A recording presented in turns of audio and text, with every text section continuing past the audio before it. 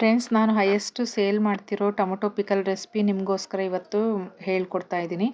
ಮಾರ್ಕೆಟಲ್ಲಿ ಒಳ್ಳೆ reddish colour ಇರೋ ಟೊಮೊಟೊನ ಸೆಲೆಕ್ಟ್ ಮಾಡ್ಕೊಂಡು ತೊಗೊಂಬನ್ನಿ. ನನಗೆ ಎಮರ್ಜೆನ್ಸಿ ಇರೋದ್ರಿಂದ ನನಗೆ ಇದೇ ಮಾರ್ಕೆಟಲ್ಲಿ ಅವೈಲೇಬಲ್ ಇತ್ತು, ಅದಕ್ಕೆ ಅದನ್ನೇ ತೊಗೊಂಬಂದಿದ್ದೀನಿ.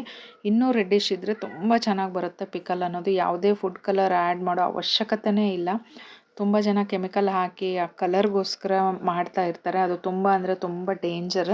ನೆಕ್ಸ್ಟ್ ಟೈಮು ನಾನು ರೆಡ್ಡಿಶ್ ಟೊಮೊಟೊ ತೊಗೊಂಬಂದು ಅದನ್ನು ರೆಸಿಪಿ ತೋರಿಸ್ಕೊಡ್ತೀನಿ ಯಾವ ಥರ ಮಾಡಬೇಕು ಅಂತ. ಮಾರ್ಕೆಟಲ್ಲಿ ಒಳ್ಳೆ ಟೊಮೊಟೊನ ಸೆಲೆಕ್ಟ್ ಮಾಡಿ ತಂದು ಅದನ್ನು 2-3 ಸರಿ ನೀಟಾಗಿ ತೊಳಿಬೇಕು. ಟೊಮೊಟೊ ಗಲೀಜಿರಲ್ಲ ಅಂಥೇಳಿ ತುಂಬ ಜನ ನೀಟಾಗಿ ತೊಳೆಯೋದೇ ಇಲ್ಲ. ತೊಳೆದು ಅದನ್ನು ಸ್ಲೈಸಾಗಿ ಕಟ್ ಮಾಡಿ, ಈಗ ನೋಡಿ ಇದನ್ನು ನಾನು ಮಧ್ಯದಲ್ಲಿರೋ ಪಾರ್ಟನ್ನು ತೆಗ್ದಿದ್ದೀನಿ. ಯಾಕಂತಂದರೆ ನಾವು ಏನೇ ಕೆಲಸ ಮಾಡಿದರೂ ಪರ್ಫೆಕ್ಟಾಗಿ ಮಾಡಿದರೆ ಫೈನಲ್ ಪ್ರಾಡಕ್ಟ್ ಅನ್ನೋದು ಪ್ರೀಮಿಯಂ ಪ್ರಾಡಕ್ಟ್ ಆಗಿ ಹೊರಗೆ ಬರುತ್ತೆ. ಒಂದು ಸರಿ ಟ್ರೈ ಮಾಡಿ. ಇದನ್ನು ವೇಸ್ಟೇಜ್ ಅದು ಹಾಕಿದರೆ ನಮಗೆ ಲಾಸ್ ಬರುತ್ತೆ ಅಂದ್ಕೋಬೇಡಿ. ಫೈನಲ್ ಪ್ರಾಡಕ್ಟ್ ಚೆನ್ನಾಗಿದ್ರೆ ಕಸ್ಟಮರು ಖುಷಿಯಿಂದ ಅದನ್ನು ಯೂಸ್ ಮಾಡಿಬಿಟ್ಟು ಮತ್ತೆ ನಿಮಗೆ ಆರ್ಡ್ರ್ ಕೊಡ್ತಾರೆ. ಈಗ ನೋಡಿ ಅದನ್ನು ಸ್ಲೈಸಾಗಿ ಕಟ್ ಮಾಡಿ. ಈವನ್ ನಾನು ಆಶೀರ್ವಾದ್ ಉಪ್ಪನ್ನೇ ಬಳಸ್ತಾ ಇದ್ದೀನಿ, ಬೆಸ್ಟ್ ಕ್ವಾಲಿಟಿ. ಅದಕ್ಕಂತಲೇ ಅದನ್ನು ಸಾಲ್ಟ್ ಹಾಕಿ ಆಮೇಲೆ ಅರಿಶಿನ ಹಾಕಿ ಅದನ್ನು ನೆನೆಸ್ಬಿಟ್ಟು ಬಿಸಿಲಿಗೆ ಹಾಕಿದ್ದೀನಿ. ಬಿಸಿಲಿಗೆ ಹಾಕಿದ ಮೇಲೆ ಈಗ ಜ್ಯೂಸು ಸೇಮ್ ಮಜ್ಜಿಗೆ ಮೆಣಸಿನ್ಕಾಯಿ ಮಾಡ್ತೀವಲ್ಲ ಅದೇ ಥರನೇ ಮಾಡ್ಕೋಬೇಕು. ಈಗ ಜ್ಯೂಸ್ ಎಷ್ಟಿದೆ ಅಷ್ಟು ತುಂಬಾ ಇದೆ ನನಗೆ ಉಳಿದಿರೋದ್ರಿಂದ ಅದಷ್ಟೂ ಬೇಕಾಗಲ್ಲ. ನನಗೆ ಎಷ್ಟು ಬೇಕೋ ಅಷ್ಟನ್ನೇ ಯೂಸ್ ಮಾಡಿ ಮಿಕ್ಕಿದ್ದನ್ನು ತೆಗೆದು ಇಟ್ಕೋಬೇಕು, ಚೆಲ್ಲಬಾರ್ದು. ಈಗ ಹುಣಸೆ ಹಣ್ಣು ನೋಡಿ, ಹುಣಸೆ ಹಣ್ಣು ಕೂಡ ಈ ಥರ ಪ್ರೀಮಿಯಂ ಕ್ವಾಲಿಟಿದು. ಇದು 250 ಪರ್ kg.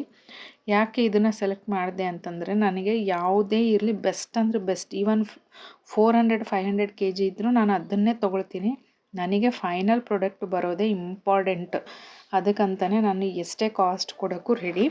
ಈ ಥರ ಇದನ್ನು 3 days ನಾವು ಒಣಗಿಸಿದ ಮೇಲೆ ಹುಣಸೆ ಹಣ್ಣನ್ನು ನಮ್ಮ ಜ್ಯೂಸಲ್ಲಿ ಟೊಮೊಟೊ ಇದರಲ್ಲಿ ಹಾಕಿ ನೆನೆಸ್ಬಿಡಿ. ನೆನೆಸಿ 1 ಡೇನ ಹಾಗೆಯೇ ಬಿಟ್ಬಿಡಿ. ಇದರಲ್ಲಿ ಅರಿಶಿನ ಪುಡಿ ಇದೆ, ಉಪ್ಪಿದೆ, ಆಮೇಲೆ ಹುಣಸೆ ಹಣ್ಣಿದೆ. ಇಷ್ಟನ್ನೇ ಹಾಕಿ ಈ ಥರ ಕಲಿಸ್ಬಿಟ್ಟು ನೀವು ಪಕ್ಕಕ್ಕೆ ಇಟ್ಬಿಡಿ. ಅದರಲ್ಲಿ ಆ ಜ್ಯೂಸಲ್ಲಿ ಹುಣಸೆ ಹಣ್ಣನ್ನು ಮೆತ್ತಗಾಗಬೇಕು. ಆಮೇಲೆ ನಿಮಗೆ ಗ್ರೈಂಡ್ ಮಾಡೋಕ್ಕೆ ಚೆನ್ನಾಗಿ ಬರುತ್ತೆ. ಈ ಥರ ಜ್ಯೂಸನ್ನ ತೆಗ್ದಿಟ್ಕೊಂಬಿಡಿ. ಗ್ರೈಂಡ್ ಮಾಡಬೇಕಾದ್ರೆ ಬೇಕಾಗುತ್ತೆ, ಅದನ್ನು ಚೆಲ್ಲಬೇಡಿ. ಲಾಸ್ಟಿಗೆ ಕೆಲವೊಂದು ಸರಿ ತುಂಬ ಉಳಿಯುತ್ತೆ, ಆ ಜ್ಯೂಸನ್ನ ಚೆಲ್ಲಬೇಕಾಗುತ್ತೆ. ನೋಡಿಕೊಂಡು ಎಲ್ಲ ರೆಸಿಪಿ ಮುಗಿದ್ಮೇಲೆ ನೀವು ಚೆಲ್ಲಿದರೆ ಓಕೆ. ಈಗ ನೋಡಿ ಚೆನ್ನಾಗಿ ಮಿಕ್ಸ್ ಮಾಡಿಬಿಟ್ಟು ಪಕ್ಕಕ್ಕೆ ಇಟ್ಬಿಡಿ. ನೆಕ್ಸ್ಟ್ ಡೇ ಮಾರ್ನಿಂಗ್ 4 days ಆಯ್ತು ಇವತ್ತಿಗೆ. 4th ಡೇ ಈಗ ಇಷ್ಟೊಂದು ಉಳಿದಿದೆ.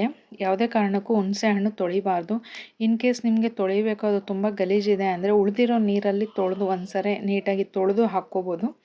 ಈಗ ಇದನ್ನೆಲ್ಲ ಗ್ರೈಂಡ್ ಮಾಡೋಣ. ಹುಣಸೆ ಹಣ್ಣು, ಉಪ್ಪು, ಅರಿಶಿನ, ಟೊಮೊಟೊ ಇಷ್ಟನ್ನೇ ಇರೋದು 4 ಐಟಮು. ಪಕ್ಕದಲ್ಲಿ ನೋಡಿ ನಾನು ಆರ್ಗ್ಯಾನಿಕ್ ಬೆಲ್ಲನೇ ಯೂಸ್ ಮಾಡ್ತಾ ಇರೋದು. ಅದು ಕೂಡ ಲೈಟಾಗಿ ಹಾಕಬೇಕು. ಜಾಸ್ತಿ ಆಗಿದರೆ ಇದು ರೈಸಿಗೆ ಸೆಟ್ ಆಗಲ್ಲ.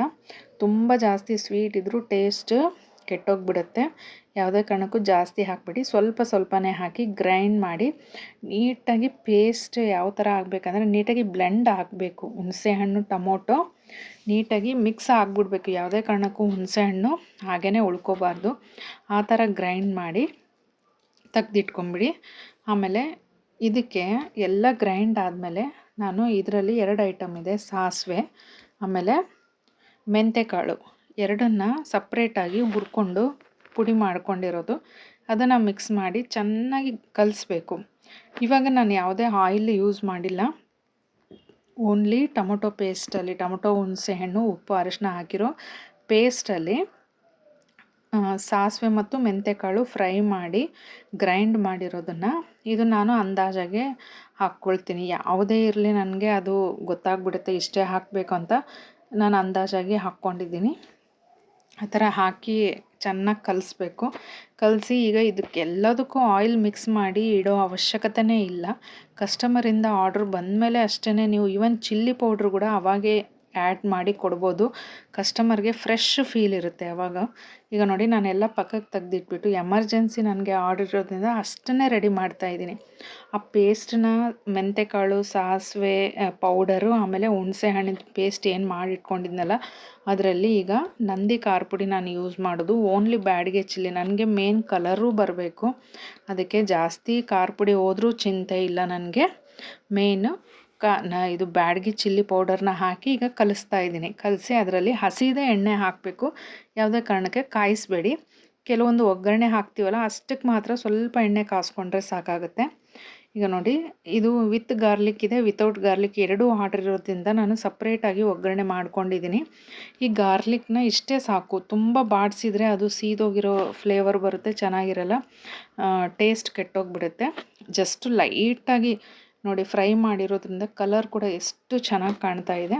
ಈ ಒಗ್ಗರಣೆಯಲ್ಲಿ ಸಾಸಿವೆ ಇದೆ, ಆಮೇಲೆ ಬ್ಯಾಡಗಿ ಚಿಲ್ಲಿ ಇದೆ, ಕಡಲೆಬೇಳೆ ಇದೆ. ಇದು ಮೂರೇ ಐಟಮು ಸಿಮ್ಮಲ್ಲಿ ಹುರ್ಕೋಬೇಕು. ಈ ಥರ ಗೋಲ್ಡನ್ ಬ್ರೌನ್ ಕಲರ್ ಆಗಬೇಕು. ಇದು ಅಂತೂ ರೈಸಲ್ಲಿ ಕಲ್ಸ್ಕೊಂಡು ತಿಂತಾ ಇದ್ರೆ ಅದ್ಭುತ ಅಂದರೆ ಅದ್ಭುತ. ಎಷ್ಟೋ ಜನ ನನ್ನ ಹತ್ರ ಇದನ್ನು ಪಿಕಲ್ ತೊಗೊಂಡೋಗಿ ರೀಸೇಲ್ ಮಾಡ್ಕೊಳ್ತಾ ಇದ್ದಾರೆ. ಫೀಡ್ಬ್ಯಾಕ್ ಅಂತೂ ಎಷ್ಟು ಚೆನ್ನಾಗಿದೆ ಅಂತಂದರೆ, ಈ ಸರಿ ನಾನು ಒಂದು 100 ಕಿಲೋ ಮೇಲೇ ಹಾಕ್ಕೋಬೇಕು, ಅಷ್ಟೊಂದು ಆರ್ಡರ್ಸ್ ಅಡ್ವಾನ್ಸ್ ಇದೆ. ಈಗ ನೋಡಿ, ಎಣ್ಣೆನ ಆ್ಯಡ್ ಮಾಡ್ತಾ, ಚಿಲ್ಲಿ ಪೌಡರ್ನು ಆ್ಯಡ್ ಮಾಡ್ತಾ, ಫೈನಲ್ ಪ್ರಾಡಕ್ಟ್ ಅನ್ನೋದು ತುಂಬ ಚೆನ್ನಾಗಿ ಬರಬೇಕು. ಅಲ್ಲಿವರೆಗೂ ಕಲಿಸ್ತಾನೇ ಇರಬೇಕು ನಿಮಗೆ. ಆವಾಗಲೇ ಆ ಕನ್ಸಿಸ್ಟೆನ್ಸಿ ಅನ್ನೋದು ಗೊತ್ತಾಗ್ಬಿಡುತ್ತೆ, ಚೆನ್ನಾಗಿ ಬಂದಿದನೋ ಇಲ್ಲೋ ಅಂತ. ಅಡ್ಜಸ್ಟ್ಮೆಂಟ್ ಮಾಡಿ ಖಾರ ಪುಡಿನ ಆಮೇಲೆ ಎಣ್ಣೆನ ಮೇನ್ ಅದು ಇರಬೇಕು. ಅಡ್ಜಸ್ಟ್ ಮಾಡಿ ನೀವು ಕನ್ಸಿಸ್ಟೆನ್ಸಿ ಬರೋವರೆಗೂ ಕಲಸಿ ಈ ಥರ ಪ್ಯಾಕ್ ಮಾಡಿಕೊಟ್ರೆ ಎಷ್ಟು ಆರ್ಡರ್ಸ್ ಬರುತ್ತೆ. ನೀವು ಮನೆ ಪೂರ್ತಿಗಾದರೂ ಮಾಡ್ಕೊಳ್ಳಿ. ಬಿಸ್ನೆಸ್ ಮಾಡೋರಾದರೆ ಈ ಥರ ಮಾಡ್ಕೊಂಡಾದರೂ ನೀವು ಸೇಲ್ ಮಾಡ್ಬೋದು. ತುಂಬಾ ಡಿಮ್ಯಾಂಡ್ ಇದೆ ಮಾರ್ಕೆಟಲ್ಲಿ. ಇದು ಮಾಡಿಕೊಟ್ಬಿಟ್ರೆ ಅಂತೂ ದೊಡ್ಡ ವರನೇ ಅವ್ರಿಗೆ. ಇಂಥ ಹೈಜೆನಿಕ್ ಫುಡ್ ಮಾಡಿಕೊಡ್ತಿದ್ದೀವಿ ಅಂತಂದರೆ. ಇದು ನೋಡಿ, ವಿತೌಟ್ ಗಾರ್ಲಿಕ್ ಇದು